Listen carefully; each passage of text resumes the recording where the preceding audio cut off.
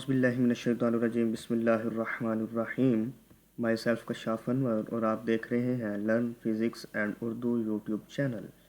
आज हम FSc part 2 second year के फ़िज़िक्स के चैप्टर नंबर 12 के एमसीक्यूज़ करेंगे।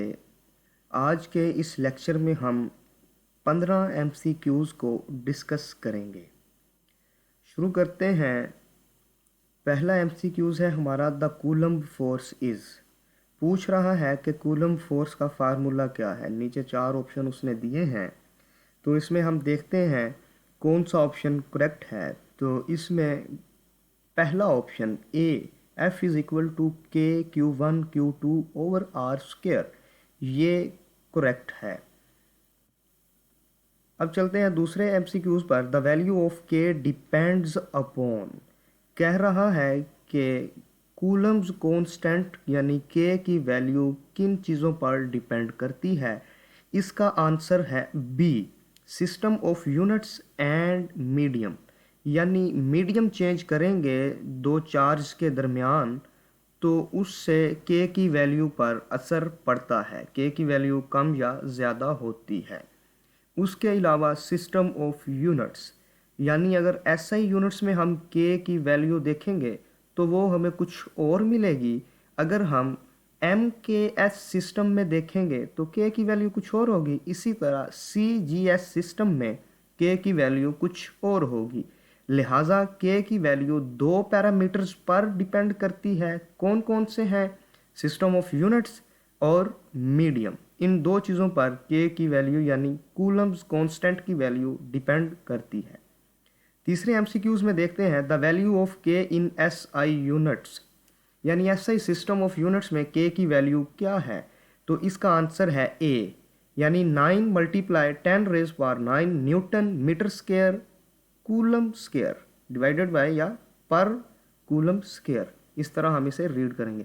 चौथे एमसीक्यूज़ में पूछता है the branch of physics which deals with the charges at rest. कहता है कि फिजिक्स की वो ब्रांच बताएं जिसमें हम चार्जेस के मुतल्लक डील करते हैं। कैसे चार्जेस? जो रेस्ट में हों, यानी जो सुकून की हालत में हों।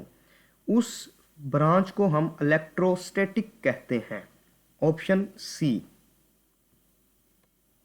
The value of permittivity of free space, permittivity of free space की वैल्यू कौन सी है? तो इसका आंसर है ए, 8.85 मल्टीप्लाई 10⁻⁻12 सी स्क्वायर पर न्यूटन मीटर स्क्वायर। आगे चलते हैं। When the medium is insulator the electrostatic force between the charge is. कहता है कि इलेक्ट्रोस्टैटिक फोर्स मेजर करते वक्त हम चार्जेस के दरमियान वैक्यूम या फ्री स्पेस की जगह अगर इंसुलेटर इंसर्ट कर दें, इंसुलेटर को एज अ मीडियम यूज़ करें, तो इलेक्ट्रोस्टैटिक फोर्स पर क्या असर पड़ेगा? तो इसका आंसर है ए, यानी इलेक्ट्रोस्टैटिक फोर्स डिक्रीज्ड हो जाएगी। इसी तरह आपसे पूछा जा सकता है एग्जामिनेशन में, इंसुलेटर की जगह अगर मेटल यूज़ करें तो मेटल जब यूज़ करेंगे तब इलेक्ट्रोस्टैटिक फोर्स ज़ीरो होगी। इस चीज़ का आपने ख्याल रखना है। ज़ीरो जब मेटल यूज़ करेंगे उस वक्त, और जब इंसुलेटर यूज़ करेंगे तब डिक्रीज होगी। सातवें एमसीक्यूज़ पर चलते हैं। What is standard to measure the relative permittivity. कहता है कि रिलेटिव परमिटिविटी को मेजर करने के लिए हम कौन सा म्यार रखते हैं या किस म्यार पर रिलेटिव परमिटिविटी को परखा जाता है। तो वो है ऑप्शन बी, वैक्यूम। वैक्यूम को हम एज अ स्टैंडर्ड लेते हैं। Which of the following statement is correct. कहता है कि मंदरजा झैल में से कौन सी स्टेटमेंट या इबारत दुरुस्त है। ए को देखते हैं, similar charges attract each other, wrong है। Similar charges attract and repel each other, ये भी रोंग है। Similar charges repel each other, ये ठीक है। डी को भी देखते हैं, similar charges neither attract nor repel, ये भी गलत है। ए, बी और डी ये गलत हैं, लिहाजा सी स्टेटमेंट करेक्ट है कि सिमिलर चार्जेस एक दूसरे को रिपेल करते हैं। नौवें एमसीक्यूज में कहता है metals are good conductor of electricity because they have. कहता है कि मेटल्स कंडक्टर हैं इलेक्ट्रिसिटी के, इसकी वजह क्या है? तो इसकी वजह ऑप्शन सी है, क्योंकि मेटल्स में large number of free electrons होते हैं, जिनकी वजह से मेटल अच्छे कंडक्टर हैं इलेक्ट्रिसिटी के। एमसीक्यूज नंबर 10 देखते हैं। फ्री इलेक्ट्रॉन्स आर, कहता है कि फ्री इलेक्ट्रॉन्स होते हैं लूजली बाउंडेड, ऑप्शन बी। मैं सिर्फ करेक्ट ऑप्शन इसलिए पढ़ रहा हूँ ताकि एग्जामिनेशन के वक्त, इम्तिहान के वक्त आप कंफ्यूज ना हो जाएं कि सर ने फिक्स्ड भी कहा था, स्ट्रॉन्गली फिक्स्ड भी कहा था, टाइटली बाउंड भी कहा था। इसलिए मैं इन रॉन्ग ऑप्शंस को इग्नोर कर रहा हूँ, सिर्फ एम्फिसाइज कर रहा हूँ तो राइट ऑप्शन पर, ताकि आपके जहन में वो चीज़ बैठ जाए। आगे चलते हैं। The SI unit of charge is, charge का एसआई यूनिट है कूलम्ब। अगले क्वेश्चन में चलते हैं। Question number 12, the number of electrons in 1 coulomb charge is equal to, कहता है कि 1 कूलम्ब चार्ज में कितने इलेक्ट्रॉन्स होते हैं? तो इसका आंसर है ए, 6.2 ज़रब 10 की ताकत 18 इलेक्ट्रॉन होते हैं 1 कूलम्ब में। Question number 13, the electrostatic force of repulsion between 2 electrons at 1 metre is. ये न्यूमेरिकल टाइप क्वेश्चन आ गया है, कॉमन सेंस आपने यूज़ करनी है। इसमें पूछ रहा है इलेक्ट्रोस्टैटिक फोर्स 2 इलेक्ट्रॉन्स के दरमियान कितनी होगी। उसने चार्ज भी हमें दिया है और ये 1 मीटर डिस्टेंस भी दी हुई है।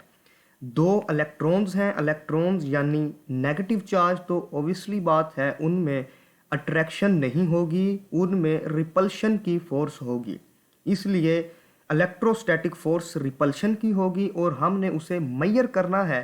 किस तरह से मेजर करेंगे? हम फार्मूला यूज़ करेंगे coulomb law, F is equal to K Q1 Q2 over R square. Q1 और Q2 आपको पता होना चाहिए कि इलेक्ट्रॉन का चार्ज कितना होता है। इलेक्ट्रॉन का चार्ज 1.6 मल्टीप्लाई 10 रेज पावर -19 होता है। ये देखें कि 9.10 की पावर 9, ये हमने K की वैल्यू लिखी, और Q1 ये, Q2 ये, दोनों की वैल्यू सेम होगी क्योंकि दोनों इलेक्ट्रॉन हैं।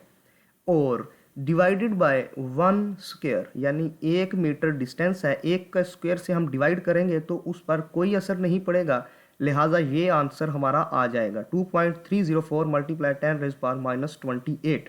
अब हम देखते हैं अपने ऑप्शन में, तो हमने देखा कि सी ऑप्शन हमारे आंसर के साथ मैच कर रहा है। अब हम चलते हैं अपने अगले क्वेश्चन की तरफ। A charge of 10 microcoulomb and 14.4 microcoulomb are 12 centimetre apart, the force between them is. कह रहा है कि 2 चार्जेस हैं, एक 10 माइक्रोसेकूलम और दूसरा है 14.4 माइक्रोकूलम, और उनके दरमियान फासला है 12 सेंटीमीटर। तो आपने फोर्स फाइंड करनी है। फार्मूला फिर वही लगेगा, F is equal to K Q1 Q2 over R square. अगर आप इसी तरह वैल्यूज़ पुट करेंगे तो आप आंसर तक कभी भी नहीं पहुंच पाएंगे, क्योंकि इन वैल्यूज़ को हमने स्टैंडर्ड यूनिट में कन्वर्ट करना है, यानी SI यूनिट्स में कन्वर्ट करना है। पहले लेंथ को देखते हैं। लेंथ हमें सेंटीमीटर में दी गई है, इसे हम मीटर में चेंज करेंगे। तो मीटर में चेंज करने के लिए इसे मल्टीप्लाई कर देंगे 10 रेज पावर -2 के साथ, और 14.4 ज़रब 10 की ताकत -6।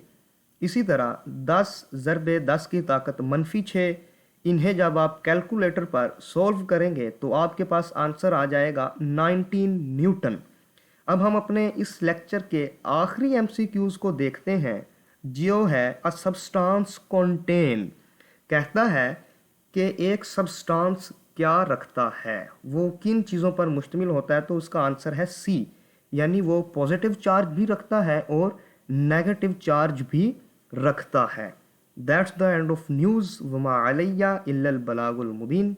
इंशाल्लाह मिलते हैं अगले लेक्चर में, तब तक के लिए इजाज़त। अल्लाह हाफिज़। अस्सलामु अलैकुम रहमतुल्लाहि व बरकातुहू।